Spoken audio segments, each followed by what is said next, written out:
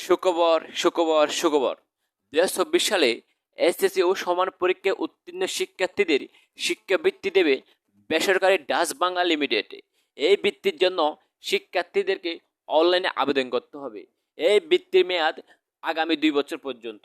অর্থাৎ তোমরা যে কলেজে 2 বছর পড়ালেখা করবা, এই বৃত্তির আওতায় যদি তোমরা যেতে পারো, তাহলে তোমাদের আগামী 2 বছর পড়ালেখার খরচ নিয়ে টেনশন করতে হবে না। এমনকি বই কিনা থেকে শুরু করে তোমার কাপড় পরিধান করা পর্যন্ত টাকা ওরা সব টাকা তোমাকে দেবে। বড় অঙ্কের একটি মোটা টাকা তোমরা কিন্তু ডাচ বাংলা ব্যাংক থেকে পাবা। আবেদনের যোগ্যতা এবং আবেদন শুরু হয়েছিল 14 মে থেকে এবং আবেদনের শেষ তারিখ হচ্ছে 8 জুন পর্যন্ত। এখনো পর্যন্ত যারা আবেদন করুন নাই, আজকে আবেদনটা করে ফেলবেন। দেখুন, আবেদনের যোগ্যতা নিয়ে এখন কথা বলবো। যদি নোটিশের থেকে একটু লক্ষ্য করি, প্রতি বছরই কিন্তু ডাচ বাংলা ব্যাংক থেকে একটি নোটিশ প্রকাশ করার মাধ্যমে সকল উত্তীর্ণ ছাত্রছাত্রীদেরকে অভিনন্দন জানিয়ে এরকম একটা নোটিশ প্রকাশ করে। 2024 সালে এসএসসি ও সমান পরীক্ষায় উত্তীর্ণ সকল ছাত্রছাত্রীদেরকে অভিনন্দন। শিক্ষাবৃত্তি হোক দীপ্তিময় জীবনের স্বপ্নপূরণের সেতুবন্ধন। ডাচ বাংলা ব্যাংক তার শিক্ষাবৃত্তি কর্মসূচির আওতায় দেশের বিভিন্ন শিক্ষা প্রতিষ্ঠানে উচ্চ মাধ্যমিক, স্নাতক ও স্নাতকোত্তর পর্যায়ে অধ্যয়নরত মেধাবী ও আর্থিকভাবে সচ্ছল ছাত্রছাত্রীদেরকে বৃত্তি প্রদান করে আসছে। এই ধারাবাহিকতায় 2024 সালে এসএসসি সমান পরীক্ষায় উত্তীর্ণ মেধাবী শিক্ষার ক্ষেত্রে আর্থিক সহায়তায় প্রত্যাশীল নিম্নবর্ণিত যোগ্যতা সম্পন্ন ছাত্রছাত্রীদের কাছ থেকে অনলাইনের বৃত্তির জন্য দরখাস্তর আহ্বান করা হচ্ছে। এর জন্য আবেদনের যোগ্যতা ন্যূনতম জিপিএ। চতুর্থ বিষয় ব্যতীত সকল গ্রুপের জন্য, সকল গ্রুপের ছাত্রছাত্রীরাই আবেদন করতে পারবে। শিক্ষার স্তর এসএসসি সমমান সিটি কর্পোরেশন এলাকার অন্তর্গত স্কুল ও শিক্ষা প্রতিষ্ঠান চতুর্থ বিষয়ের নম্বর ব্যতীত জিপিএ পেতে হবে। জেলা শহর এলাকায় অন্তর্গত স্কুল শিক্ষা প্রতিষ্ঠান চতুর্থ বিষয়ের ব্যতীত নম্বর ব্যতীত জিপিএ পেতে হবে। গ্রাম ও অনগ্রসর অঞ্চলের অন্তর্গত স্কুল ও শিক্ষা প্রতিষ্ঠান 4.83 পেতে হবে চতুর্থ বিষয়ের নম্বর ব্যতীত।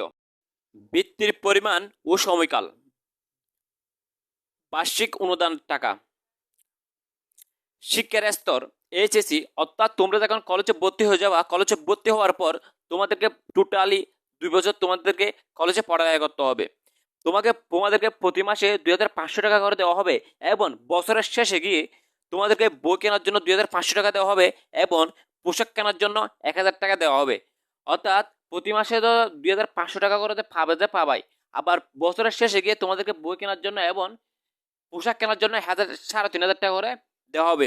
বুঝতে পারতেছেন, মোটা অঙ্কের একটা তোমরা টাকা পাবা তোমরা যদি সিলেক্ট হতে পারো। বৃত্তির অন্যান্য নীতিমালা। যেসব ছাত্রছাত্রী সরকারি বৃত্তি ব্যতীত অন্য কোনো উৎস থেকে বৃত্তি পাচ্ছেন, তারা ডাচ বাংলা ব্যাংক এর শিক্ষা বৃত্তির জন্য যোগ্য বলে বিবেচিত হবেন না।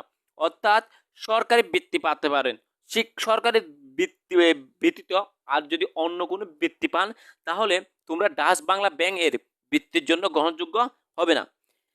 গ্রাম ও অনগ্রসর এলাকায় অবস্থিত শিক্ষা প্রতিষ্ঠান থেকে উত্তীর্ণ ছাত্রছাত্রীদের জন্য বৃত্তির শতকরা 90% নির্ধারিত থাকবে এবং মোট বৃত্তির শতকরা 50% ছাত্রছাত্রীদেরকে প্রদান করা হবে।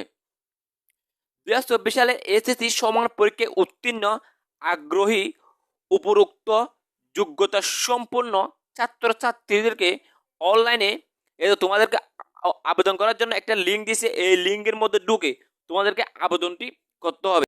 তবে এক্ষেত্রে আমার যেটি পরামর্শ থাকবে, উপদেশ থাকবে তোমাদের প্রতি, সেটা হচ্ছে তোমরা নিজেরা আবেদন না করে কম্পিউটারের একটা দক্ষ মানুষের কাছে গিয়ে আবেদনটা কমপ্লিট করেন।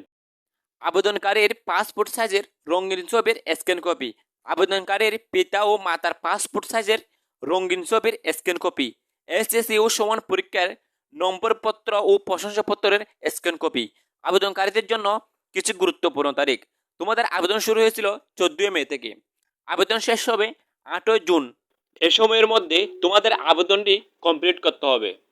তোমরা যারা ডাচ বাংলা ব্যাংকের উপবৃত্তির জন্য সিলেক্ট হতে পারবে না, তোমাদের মন খারাপ করার কোনো কারণ নাই। কেননা এর এর পরবর্তীতে তোমাদেরকে ইসলামী ব্যাংক আরও অন্যান্য ব্যাংক থেকে উপবৃত্তির জন্য নোটিশ প্রকাশ করবে, এবং এই ডাচ বাংলা ব্যাংকে যারা উপবৃত্তির জন্য সিলেক্ট হয়ে যাবে তারা আর অন্যান্য ব্যাংকে বৃত্তির জন্য গ্রহণযোগ্য হবে না। এক্ষেত্রে তোমাদের চান্স পাওয়াটা আরও বেড়ে যাচ্ছে। তো তোমরা মন খারাপ করিও না। দেখা হচ্ছে পরবর্তী ভিডিওতে। ততক্ষণ যদি ভালো থাকবেন, সুস্থ থাকবেন। এ সময়ের মধ্যে তোমাদের আবেদনটি কমপ্লিট করতে হবে।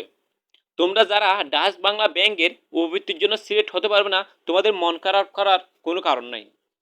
কেননা এর এর পরবর্তীতে তোমাদেরকে ইসলামী ব্যাংক আরও অন্যান্য ব্যাংক থেকে উপবৃত্তির জন্য নোটিশ প্রকাশ করবে, এবং এই ডাচ বাংলা ব্যাংকে যারা উপবৃত্তির জন্য সিলেক্ট হয়ে যাবে তারা আর অন্যান্য ব্যাংকে বৃত্তির জন্য গ্রহণযোগ্য হবে না। এক্ষেত্রে তোমাদের চান্স পাওয়াটা আরও বেড়ে যাচ্ছে। তো তোমরা মন খারাপ করিও না। দেখা হচ্ছে পরবর্তী ভিডিওতে। ততক্ষণ যদি ভালো থাকবেন, সুস্থ থাকবেন।